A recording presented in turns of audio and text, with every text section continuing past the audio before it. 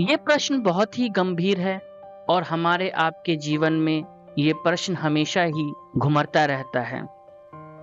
आखिर सोचने वाली बात है कि ऐसी क्या पद्धति हमारे जीवन की हो गई है या हमारे जीवन की क्या ऐसी स्थिति बन गई है कि हर वक्त इंसान तनाव और क्रोध से ग्रस्त रहता है। हर वक्त वो किसी न किसी चीज को सोचता विचारता रहता है और उस सोच विचार से उसके अंदर अनेकों विषाद उत्पन्न होते हैं, क्रोध की भावना उत्पन्न होती है और उससे उसका ही जीवन नहीं, उससे जुड़े हुए सभी लोगों का जीवन छत विछत हो जाता है। इस प्रश्न का अगर हम उत्तर तलाशें तो आज हम जिंदगी की जिस अवस्था में हैं, वहाँ पे हमें जिंदगी की बुनियादी जरूरतों की जरूरत बहुत कम और उन चीजों की जरूरत अत्यधिक है जो वासना से परिपूर्ण है, जो नीड नहीं हमारी ग्रीड है। इसे समझना अत्यंत आवश्यक है। हम सभी की जिंदगी की जो वास्तविक बुनियादी जरूरतें हैं वो तो पूरी हो ही रही है, लेकिन जो इंद्रियों से ख्वाहिशें उत्पन्न होती है, तरह तरह के विचार आने से जो मन में अनेक कामनाएं उत्पन्न होती है, जो हमारी आवश्यकताओं से बिल्कुल परे है, वो जरूरतें जब पूर्ण नहीं होती तब हमारे अंदर क्रोध की भावना उत्पन्न होती है। मन की वासना से क्रोध उत्पन्न होता है। उन जरूरतों को पूरा करने की इच्छा, आतुरता से क्रोध उत्पन्न होता है जिसका आपके और हमारी जिंदगी में कोई महत्व नहीं। जिंदगी में बहुत सारे सपने, ख्वाहिशें और बहुत सारे सोच विचार को हम लेके चलते हैं, लेकिन वास्तविक जीवन इन सब से बिल्कुल परे होता है। सोच को केवल हम सोच समझ के नहीं चलते, मन में उठ रही कामनाओं को केवल कामना समझ के हम नहीं चलते।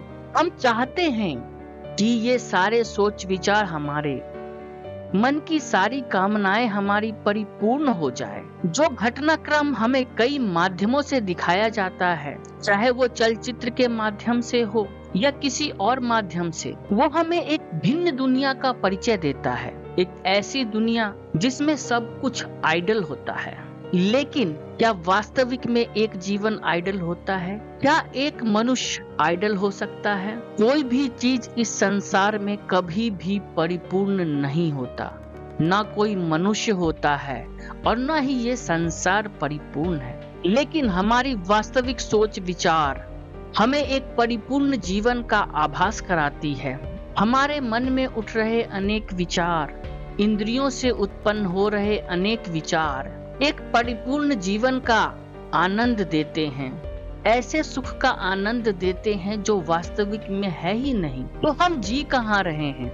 हम तो जी रहे हैं अपने सपनों और विचारों की दुनिया में, जिसका वास्तविक तौर पे तो कुछ लेना देना ही नहीं। तो ऐसे में भला आपको क्रोध क्यों न आए, आपके अंदर उन्माद क्यों न मचे, आपके अंदर विषाद क्यों न उत्पन्न हो, आपको भले ही सुख मिल रहा हो अपने वास्तविक जीवन में, लेकिन आप खुद को दुखी क्यों ना महसूस करें? कारण बस इतना ही है। अगर आप केवल अपने सोच और विचार को सोच विचार की तरह लेकर चलें, जो ख्वाहिशें हैं उनको सपने और ख्वाहिशों की तरह लेके चलें, तो देखिए कैसे आपके जीवन में परिवर्तन आता है और देखिए कैसे फिर आपको दुख में भी सुख का अनुभव होता है। लेकिन आज के दौर में जिन वस्तुओं से हम घिरे हुए हैं, जिस तरीके का परिवेश बन गया है, उसमें वासना की इतनी अधिकता हो गई है कि कोई भी मनुष्य शांत नहीं है, उसका मस्तिष्क शांत नहीं है, उसका मन शांत नहीं है, उसकी इंद्रियां उसके वश में नहीं है। मेरे ख्वाहिशें और विचार रखना गलत नहीं है, लेकिन उन ख्वाहिशों और विचारों को असल जिंदगी मान लेना खुद से केवल धोखा करना है। तो इसलिए जो विचारधारा निरंतर आपके मस्तिष्क में घूम रहा है, जो ख्वाहिशें आपके इंद्रियों के जरिए आपके मन को सुख पहुंचा रही है, उनका त्याग कीजिए। वो क्षण भंगुर है। वो अगर आपको प्राप्त भी हो जाए फिर भी आपको खुशी नहीं होगी, संतुष्टि नहीं मिलेगी, क्योंकि फिर कोई और वासना, कोई और ख्वाहिश जिंदगी में जागृत हो जाएगी और फिर से वो चक्र आरंभ हो जाएगा।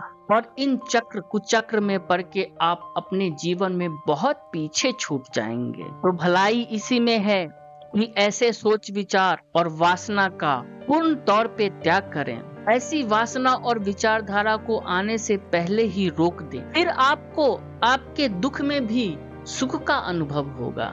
जिंदगी जो है, जैसी है आपकी, उसको वैसे स्वीकार कीजिए और निरंतर आगे चलते रहिए। परिपूर्ण होने की सोचेंगे, सब कुछ पाने की सोचेंगे, सारा संसार मिल जाए, सारा जहान मिल जाए, जो दिखावा है वो भी पूर्ण हो जाए, तो आप खुश तो क्या, आप ये जीवन भी सही तरीके से नहीं जी पाएंगे।